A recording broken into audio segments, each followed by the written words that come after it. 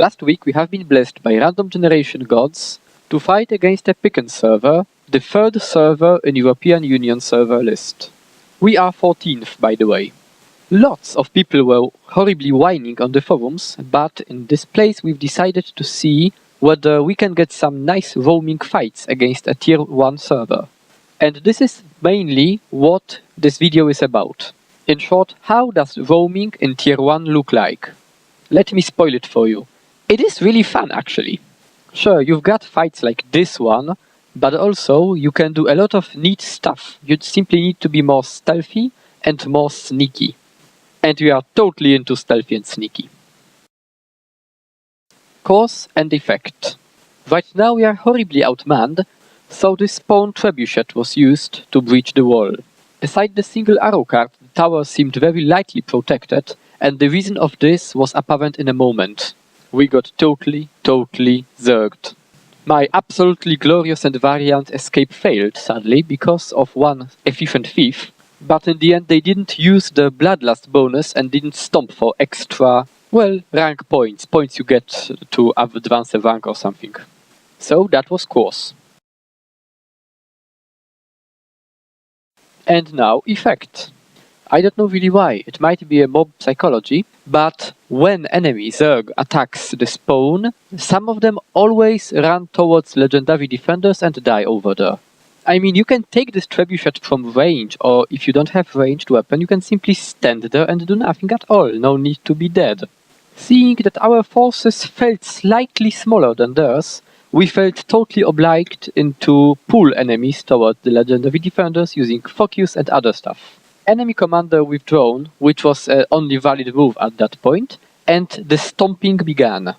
I know of at least 4 people stomped, not killed, but stomped. With the bloodlust bonus, it means that it is 4 points towards our server. Third tower would be 10 points, but let's not cry over what we didn't take. Simply let's build another trebuchet and have fun. Eventually they stopped coming, and the tower was taken. For 7 minutes, I think. Yeah, that was fun.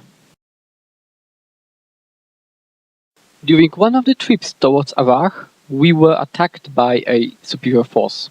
Gw2 was being followed by about 5 enemies, so I had to go there and help him. Especially as rangers and mesmers are the best classes underwater, as far as I know.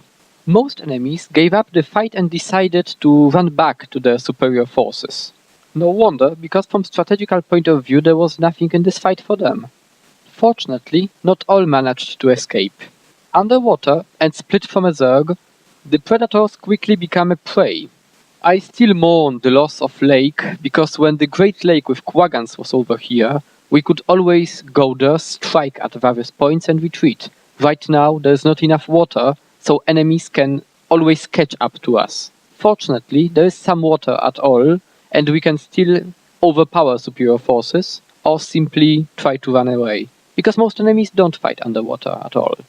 Bonus points, this warrior rage quitted with Alt F4. Therefore he had to wait in the queue, and we had some laugh at his expense. Outmanned roaming rule number 1, don't play fair. Outmanned roaming rule number 2, use terrain to your advantage. When most of your enemies are built for survival, and additionally they cooperate very well with each other, you can't do much to them. Unless, of course, you've got a diamond-shaped formation of ballistae and at least 3 operators with spread shots.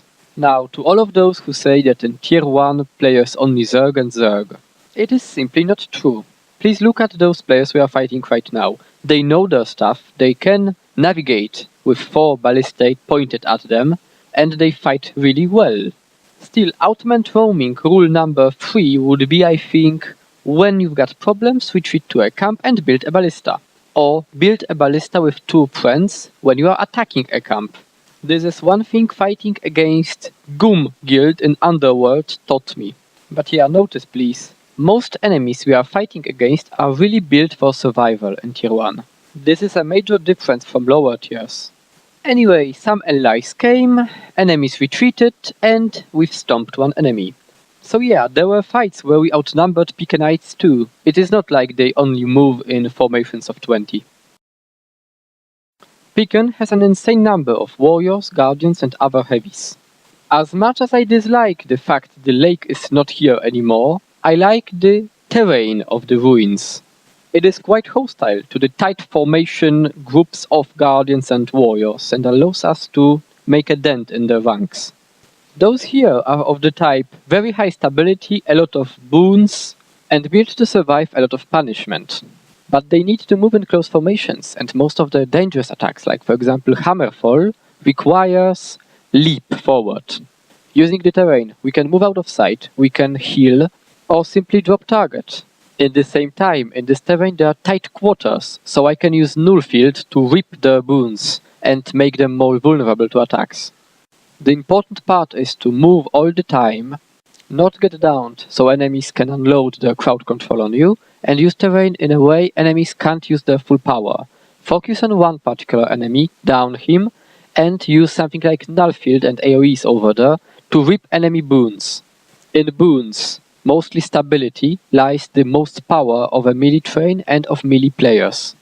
After enemies started dying, it is all over.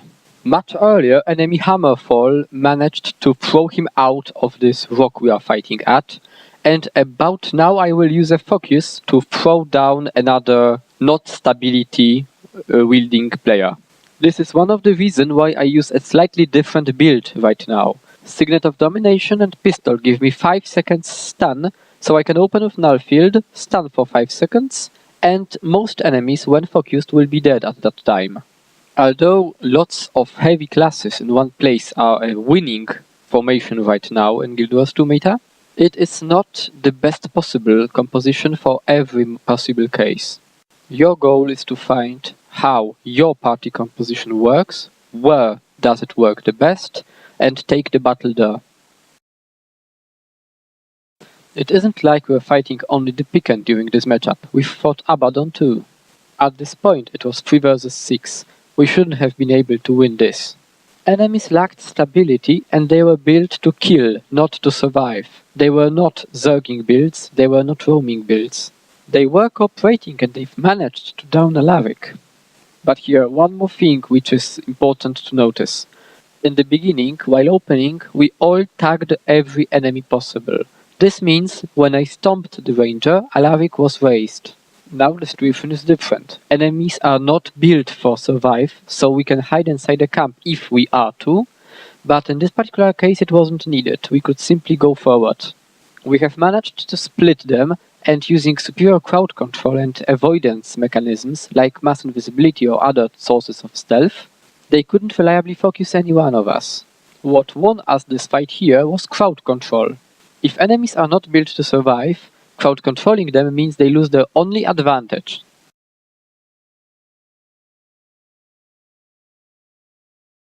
To everyone who thinks that we are so good so we never die, nope, it's not true. This video is simply biased. The fact we are dying a lot versus Piken and Abaddon is quite obvious, I think, so most of the fights I have put here were those where we are winning. To avoid a shameless bias, I'm putting up a fight when we are losing, and I do fatal mistake. But first, something nice to watch. Both me and Eureka use focus, and over here Eureka uses curtain detonation to kill 2 foes from Shadow Refuge. So yeah, ruins. Ruins are designed in a way so that terrain matters a lot. Pulls and pushes are crucial here, especially if you can reap stability from warriors and guardians. Here, a fatal misunderstanding. Eureka used Mesmer skill down 2 and moved back. I didn't notice where Eureka is. I was totally lost, which resulted in Eureka being dead. Shame really, because this could have been avoided easily.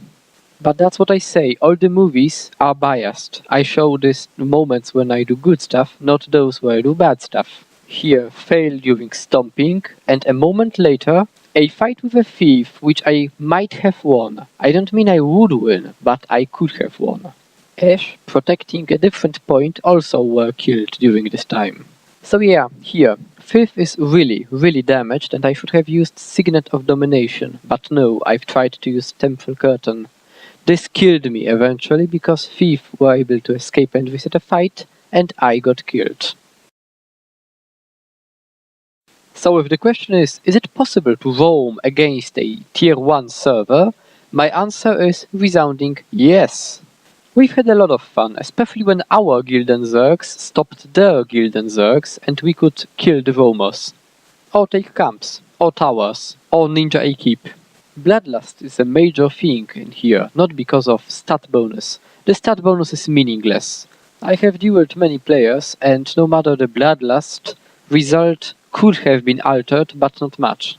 The important thing is stomping and being stomped. If you are on a lower tier server, your stomps have more influence than their stomps. Simply because you shouldn't be able to get that many points at all. This matchup was a lot of fun for me, to the point that even my wife, who rarely plays World vs. World, decided to join me. Hi Miauhime, I know you will never ever watch it. Anyway, I'd like to thank Piken and Abaddon for great fights during this week, for a very nice matchup, and I hope you also had lots of fun during this matchup, as much as I did. I had some nice stuff, I had some duels, what more do I need? Thank you very much for watching, Erxel is out.